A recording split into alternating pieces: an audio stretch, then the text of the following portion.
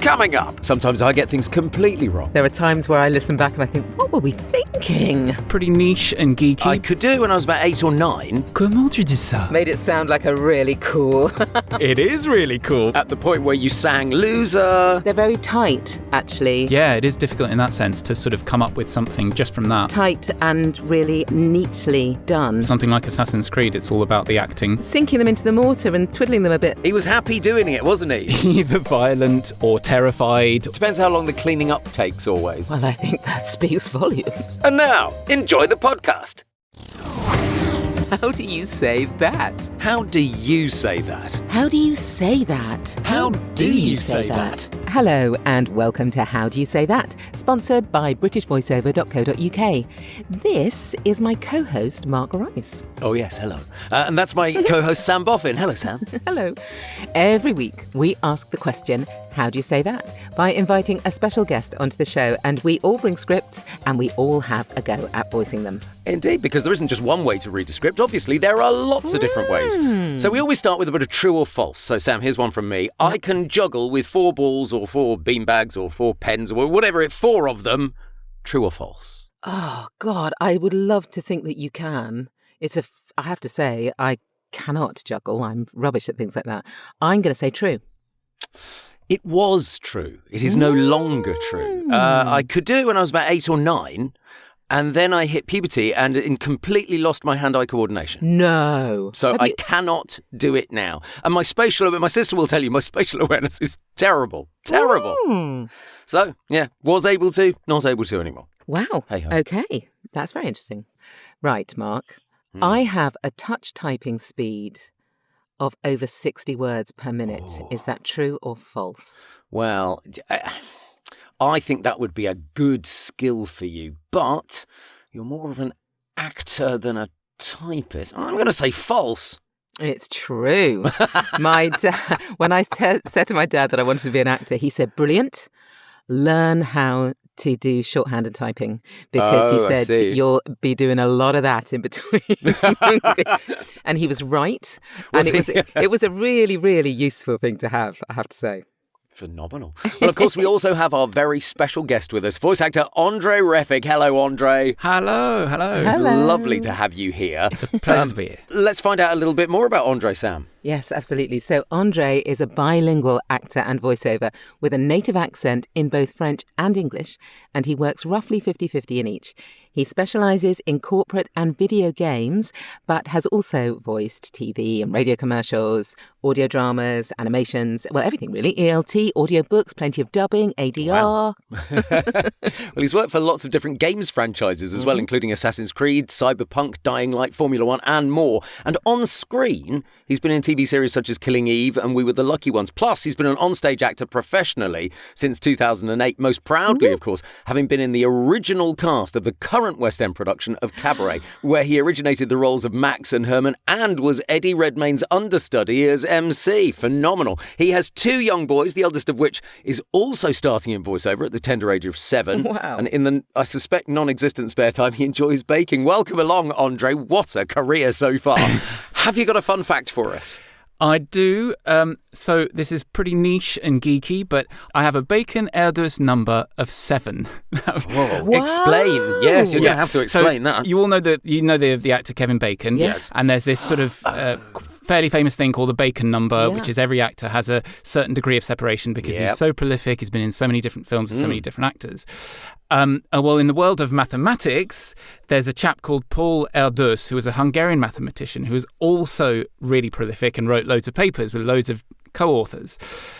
So there's a quite small group of people who have a degree of separation with Kevin Bacon and a degree of separation with Paul Erdős. So you add the two together, and you come up with a number. If you've written a paper in something sort of vaguely mathematical and you've been in a film, there we go. Oh, no, not at all geeky. Not at all geeky. That's incredible. Wow. I'm a bit lost for words, Sam, on that. I am.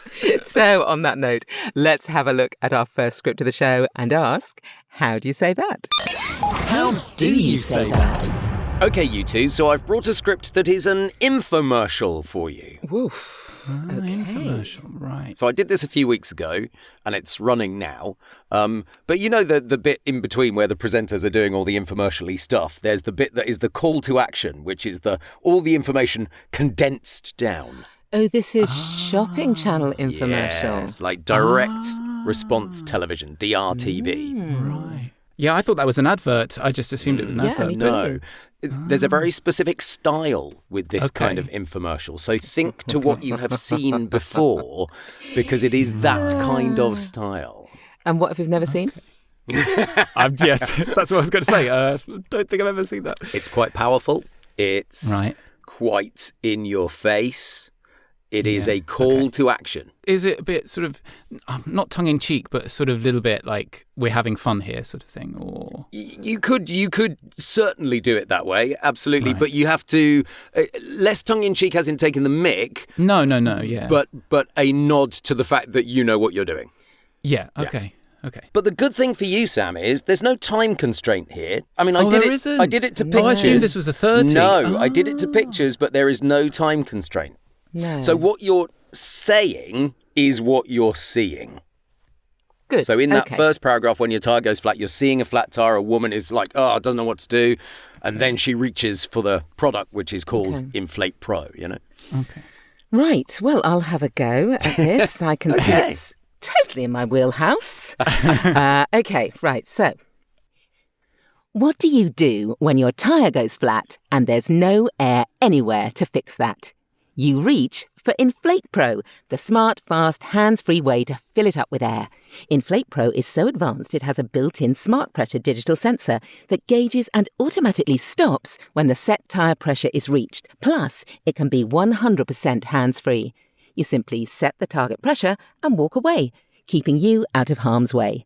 In just 2 minutes, you'll go from low to go with Inflate Pro. I thought that was great. I admit, probably like Sam, I don't know this kind of work at all. To me, it sounded good. It sounded upbeat and fun. Absolutely. And happy. In my mind, I'm going to argue a little too happy.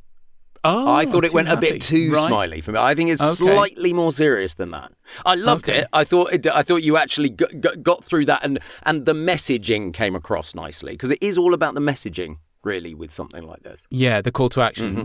Right. It almost is a bit harder than that, if that is the right way of That's what I thought in my head. When I'd read it the first time, I thought, I would have thought a harder read. Yes. But I don't, now that but that's when I thought it was a commercial. So now that I know that it's not a commercial, I'm sort of a bit confused. But I'll I mean, in a way, it's a commercial. It's just a different form of commercial. Yeah. So going back to the Inflate Pro, give me the difference between what the actual product name is and the... So you said you reach for the Inflate Pro instead of you reach for the Inflate Pro. But I called it an Inflate Pro. Yes. Yeah, Inflate Pro. It's a Inflate which means Pro. that... Inflate Pro. Yeah, absolutely. That's wrong. There are loads of puns within this script rhyming with low, go, stow. It's like, so they've gone hard with it. Yes. No, but I mean, getting that is a definitely if you get the the name of it wrong. I mean, not wrong, but it just the inflection works better the other way around. That's all. Yeah. I can see that. André, do you want to go? Yeah, I will give it a go and see. What do you do when your tyre goes flat and there's no air anywhere to fix that? You reach for Inflate Pro, the smart, fast, hands-free way to fill it up with air. Inflate Pro is so advanced, it has a built-in smart pressure digital sensor that gauges and automatically stops when the set tyre pressure is reached. Plus, it could be 100% hands-free. You simply set the target pressure and walk away, keeping you out of harm's way. In just 2 minutes, you'll go from low to go with Inflate Pro. Nice. Bit fast, I thought. Bit fast. Okay. It would, and that's me saying that. Bear in mind. I think you were rushing through. You kind of slowed down for the final two sentences, interestingly. But I thought that there was a real power there. I think maybe by going that fast, you lost some of it. Bear in mind you're doing it to what's going on screen. Yeah. Okay. I mean, I was super impressed, actually. It's a really definite style, isn't it? That Yes. slightly over the top style. Yes. So to be able to gauge that is, I think it's really tricky because it's against everything that you want to do. You know, companies like JML in Britain have been doing it for a long time. There is a very famous voiceover artist called Mike Carson, who I worked with at British Forces TV for a long time, who was the voice of JML. He was originally the voice of LWT back in the 70s, but the voice of JML. And if ever you go into places like Robert Dyas and you see the TV screens advertising stuff, it's very often Mike's voice doing all of the JML. And I would argue he set the style back in the 80s for this stuff that has been going ever since. Well, I think I'm interested to hear what that style is by hearing your read. All right. To nail that style. All right, here we go then. What do you do when your tyre goes flat and there's no air anywhere to fix that? You reach for Inflate Pro, the smart, fast, hands-free way to fill it up with air. Inflate Pro is so advanced it has a built-in smart pressure digital sensor that gauges and automatically stops when the set tyre pressure is reached. Plus, it can be 100% hands-free. You simply set the target pressure and walk away, keeping you out of harm's way. In just 2 minutes, you'll go from low to go with Inflate Pro. Woo! Yeah. Yeah, I baby. see. You see? So actually listening to it, I think it was not too dissimilar from the way I did it, but just slower. Just slower. basically. Yeah. A similar Absolutely. style, but just Yeah, taking you weren't its far time wrong and with the style. making It was sure just everything speed. sort of gets... all the messages are clear. Yep. And as you say, if there's image going on at the same time, Yep. time for it all to happen. And It has, a very distinct musicality, doesn't it? Yes, it does. Yes, Absolutely yes. it does. Are a lot of these then written with sort of rhymes and things like that? Or- Yeah, it's corny, but some of them are. Yeah, Yeah, absolutely. okay. And this is all script that you can't change because it all goes through Clearcast, the people that clear TV scripts. So if I get something that isn't contracted, I'm even not allowed to contract it because that is the one script that has been cleared. Would they ever be you presenting and then you voicing in between? No, very or would it always unlikely. be someone different? Very Right, okay. unlikely. Yeah. And I've done. I mean, in my career, I've done both sides of it. So sometimes I'm the voice, sometimes I'm the presenter of it. You know. Okay. But the voice is more in your face than the presenting style is, interestingly. The American ones is quite in your face. Okay. More so than the British It's ones, that's just for different. Does it not exhaust you doing that for 2 minutes? sure. Not once it's edited. Oh. I might not do the whole thing in one go. Oh, I see. So you do. Okay. So you're just doing bits. I thought maybe you just went, go, Mark. 2 minutes of you being like that. I probably could because I've done it a lot, but you know. Yeah. Wow. So, okay. But isn't that interesting? That's a style that we haven't really touched on the podcast before. Well, it's I've not very heard it. niche. It's very it is. Oh, yeah, absolutely. Yeah. Really interesting. And it's worthwhile remembering these are real scripts we've been working on, but we've changed names and some details to avoid copyright issues. And while we're on the subject of scripts, you can find both the ones we're using today in the show notes of this episode. You certainly can. The product name isn't Inflate Pro, by the way. Boo. Boo, I know. So, to your script, Andre, you're going to have to explain what's going on here, my friend, because I do not know. It's a character piece of some kind, I think. Yeah. So it's from a video game. It's a mobile game. It's sort of a shooting, fighting game, but battle arcade type, but on the mobile. And each character will have certain lines that they speak out. So when they're attacking, they'll have certain lines. When they're being attacked, they have certain lines. It's very sort of upbeat, high energy. And this particular character is, if you had to describe him using one word, it would be annoying. He's Okay. quite geeky. He's very anal about things like the rules. He has a charm which comes from him being no filters, sort of just being himself, but in a quite anal, geeky way. Do we know what he looks like? Well, it kind of looks a bit like a robot. Okay. And the voice actually, in post, my voice was made a bit more robotic, but I didn't voice it robotically You didn't voice it that way. Okay. at all. Even though it's a video game, it's not that sort of one of those naturalistic, serious games. It's very lighthearted, almost more cartoonish in its performance than video gamey. And is he heroic or is he... No, not at all heroic. No, He's a joker. No, I don't mean the Joker. Not really. Just someone who's quite, annoying and not very pleasant, not very nice. not endearing in that sense, but people like this character. And nerdy. Nerdy, yeah. Okay. Do you want me to go first, Sam? Yes. Okay. I went first with whatever it was, right. your Inflate Pro. Okay. Nerdy, all right.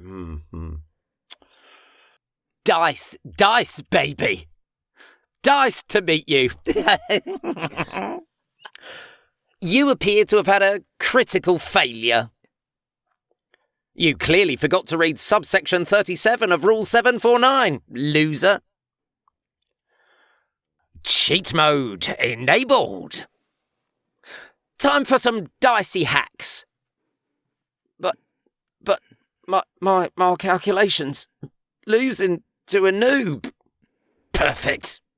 That was brilliant. It was very, very good.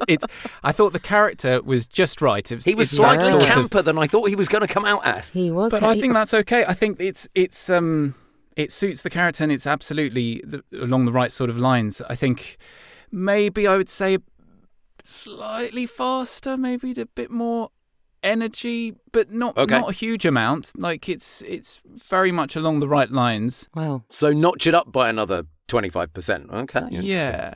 And both in terms of pace and in terms of energy, I'd say just a bit. But otherwise it was really funny. Wow. I figured a mean pinched face. Yeah. From what the description was, and was kind of trying to put that in my face a bit. Okay. So, yes, I'll have a little go at this. Ha! Dice, baby! Ha! Dice to meet you!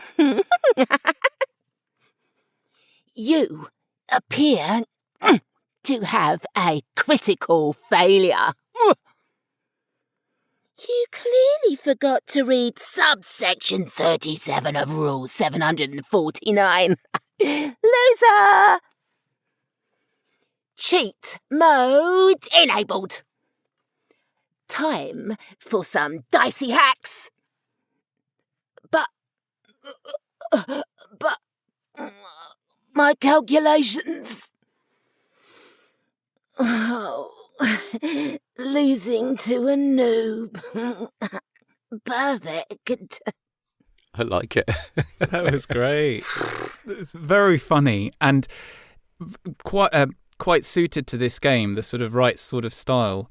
Yeah, I thought it was very, very, very good, very funny. I think, again, same thing as I'd say to Mark, maybe just a fraction faster and a fraction higher energy. But there was certainly a lot of variation between the different styles, like when the character's dying, when the character's hurting someone. And it clearly unpleasant, which is right. Yeah, and do you know what? I got unpleasant. Yes. At the point where you sang "loser," and it's like, oh, not nice, not nice. I thought that went really, really well because she went in quite hard, Andre. To be honest, with dice.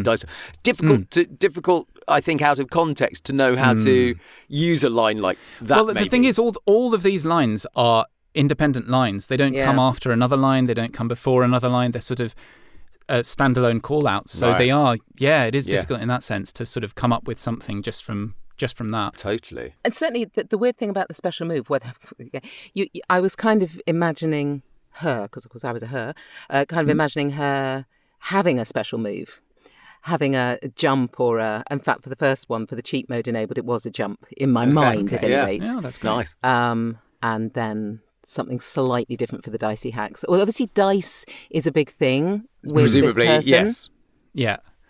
And I did wonder, actually, if it was sort of gambling dice. Chucking a dice. I don't know. Yes. I don't know. Yeah, it's not gambling, but it's a sort of dice-based game. Andre, I want to hear what you did. I want to just put me out of my misery. It's like... Me too. Okay, here we go. Dice, baby! Nice to meet you. You appear to have had a critical failure. You clearly forgot to read subsection 37 of Rule 749. Loser. Cheat mode enabled. Time for some dicey hacks. But my calculations. Losing to a noob. Perfect. Love it. I get exactly what you mean when I got robot and cartoon. And Swift as well. Yes. Swift, I can sort of see it. Yeah, I think in my mind it was a different sort of a game, but yeah, absolutely, that is so straightfortard when you do it like that. It kind of fell into place, didn't it? Kind of falls Absolutely. into place. It's amazing. They're very tight, actually. They're tight and really neatly done. I think each of them has to be done quite swiftly. Yeah. There's not like a specific time limit of 1 second or 2 seconds or anything, but it's all very, very action heavy. There's always stuff happening, and it's very almost overly stimulating. I think a lot of the players are teenagers. It's sort of very bright and that sort of thing. I wasn't expecting the nerdy voice, but nerdy and mean and cartoony, it all came out. Yeah, Absolutely. yeah. Your description and then what you did was superb. It was lovely. Andre, when you record these, did you do these at home or in a studio or? I did these at home, but it was with live direction. Okay. And presumably you had lots of these, did you? At any? You had pages and pages. Loads. Right. Okay. Yeah, but then for each one, I do say 3, Yep. and then either that we'd move on and do the next one, or I'd get direction and say, "Oh, could you do it more this way? Could you do it more that way?" And because obviously you've done a variety of different styles of games, types of games. Yeah. So in comparison to something like this, and maybe a game with a bigger, juicier world in it, if you like, Like Assassin's Creed. is there a difference to how you approach them? yes, definitely. I think with something like Assassin's Creed, it's all about the acting, and it's all about making it as truthful as possible and really getting into the character, even if you're a sort of an NPC, a non-named character, getting into the situation and understanding what's happening. And here there's much less, it's more about the energy, having fun. And it's very, very swift. The recording sessions usually go quite fast. A lot of thought does go into it, absolutely, but it's just a different approach, It's why it's so crucial, though, to know the type of game that you're playing. So, when people sort of blithely say, oh, video games, there is no one type of video game. They're all very distinct. So you really need to know your craft, as it were. It's fascinating. Right, well, and now, moving swiftly on to the wildcard bit of the show. Andre, can you pick one of the scripts for either Mark or myself and give us a new direction? Okay. This is going to be a bit off the wall in extreme, but Sam, I would like you to read the second script, script 2, but I would like you to do it in the style of a charity appeal. Okay, right. Think of an issue that's really dear to your heart, something that you think is absolutely tragic, and it's a combination of that sadness and intensity, but also combined with please donate. Oh, like one of the sad charity appeal ones. Yes, oh, okay. But please donate. Ooh. And the tricky thing is, no ad-libbing has to be sticking to the script. Okay, right. Sorry. Let me get myself Ouch, into Andre, that. that's you can tell you've listened to a lot of episodes because that is very specific. Right. But I think you'll do it brilliantly, so that's why.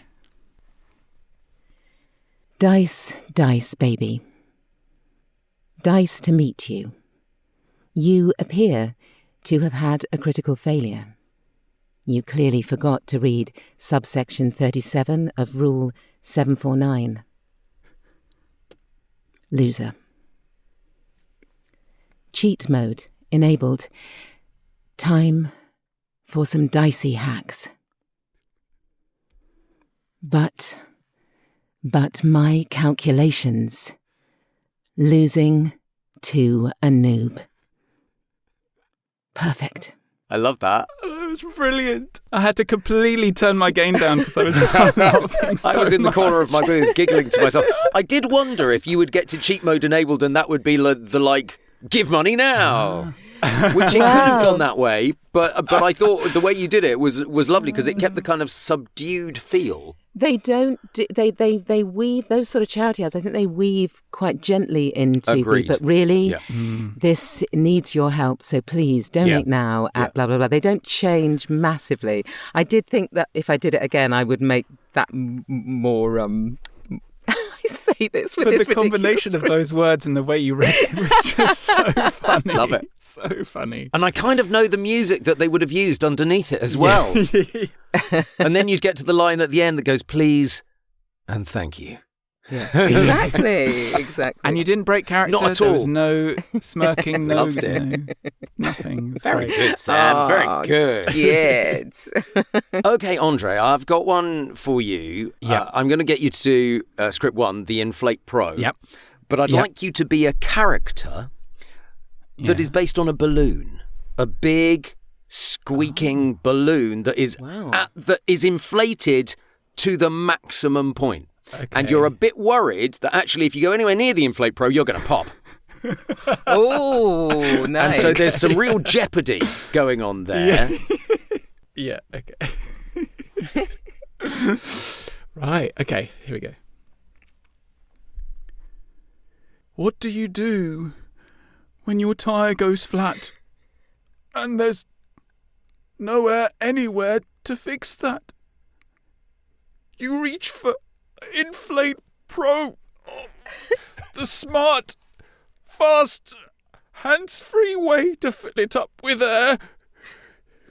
Inflate Pro is so advanced it has a built-in smart pressure digital sensor that gauges and automatically stops when the set tyre pressure is reached.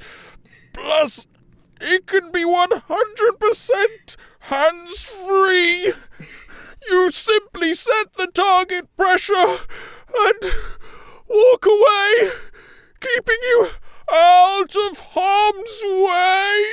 In just 2 minutes, you'll go from low to go with Inflate Pro. Nicely done.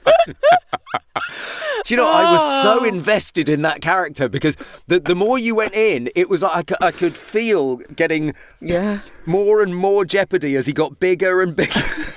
It was lovely. You almost managed to get elasticity in there, Yes. which is no mean feat, actually. Absolutely. That was incredible. Yeah. It just done. was I love it. really good. A really fun one to do. Thank you, Mark. Dear, oh dear. Who knows what Sam's going to come up with for me, though? I don't know. Mark, I'd like you to be a bricklayer. Okay. Okay, and you're building a wall. Yes. You're up a ladder, and you are getting towards the end of that wall. And what you realise at the end is that you've walled yourself in. Okay. Okay. I'd like you to do. I think I'll get you to do. Oh, script 1 is easier. So I'm going to get you to do script 2.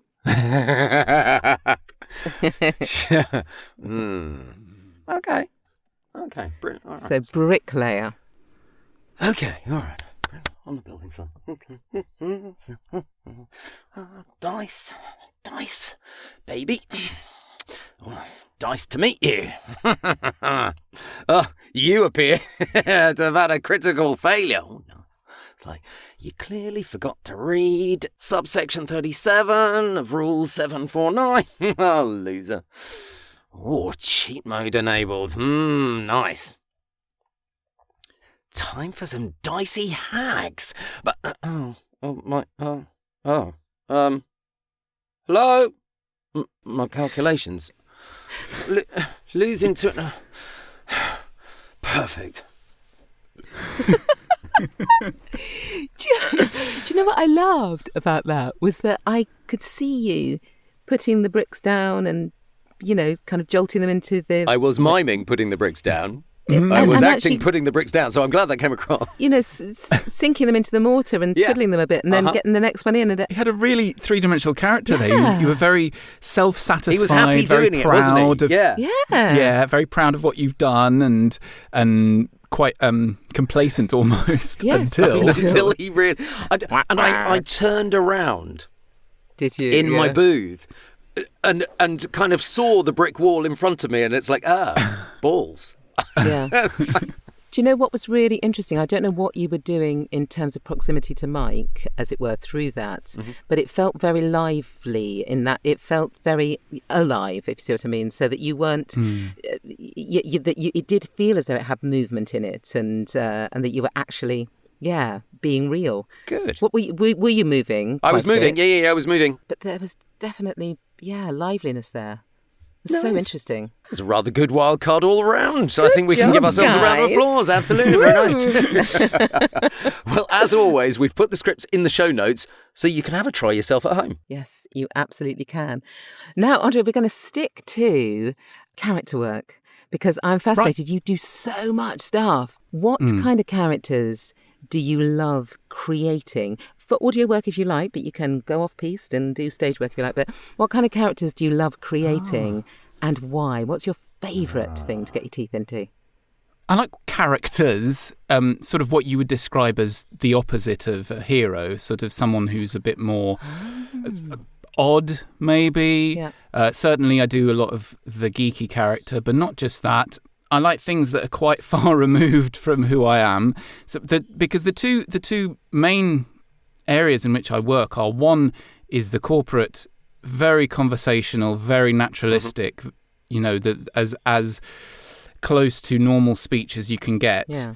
And the other is sort of the other extreme away from that, playing characters who are often not human, have personalities that are wildly different from mine, that are maybe extreme, maybe either violent or terrified or very energetic or a different age, sort of all sorts. Wow. Yeah. Do you go about creating characters in a specific way, or do you like to have a picture? Do you like to have a description? What's your favourite kind of way of developing a character? It's the boring answer is I don't have a favourite way, I'm afraid. I like the variety of it. I like the fact that every project is different and that sometimes you'll get a project and there'll be a drawing, there'll be a design, so you've got something visual to go against. Sometimes there won't be, and you won't be told anything, and you just turn up and you're sight reading and you're having to make decisions on the fly and just use your subconscious. Yeah, and sometimes you have a lot of information and you can put a lot of detail into it in advance. I like the whole gamut of that. I think so much of it is to do with having done it a lot over the years and having a lot of different approaches depending on what the situation calls for. I know that's not really... No, that's because that's really interesting because it's something that I talk about a lot to students actually, is that because they get nervous at the beginning creating characters, and I think it's reassuring that the more you do it, the less picky, the less worried you become about it, because you realise that there's no perfect way of doing it, and that the joy is actually just finding. Just finding various different ways, just the experimentation of it. It's so much fun. Are you a fan of pre-life noises, André, to bring you to character? I will almost always give humanizations to lines that I do.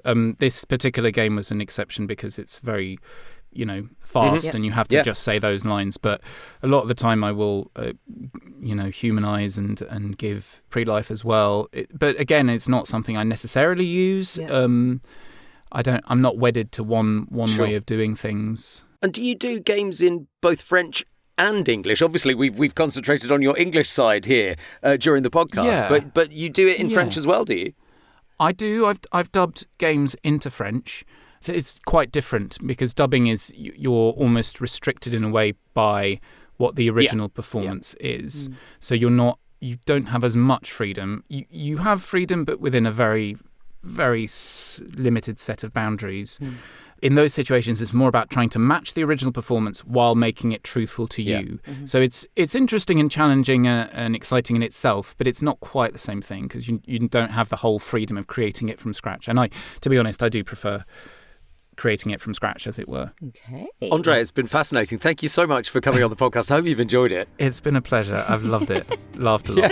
That's part of it, isn't it? It's like, well, a reminder that all of André Refig's details can be found in the show notes. Yes, and of course the scripts are there too. And do hit the follow button on Apple Podcasts or Spotify and leave a review on Apple Podcasts. Yes, please do. Well, that's it for this week. Thanks again to the wonderful André Refig. We'll be back next week with more scripts and another voiceover guest. You know what we do here, André, so I'm not even going to build you up into it. We'll be asking, how do you say that? Do you say that? How do you say that?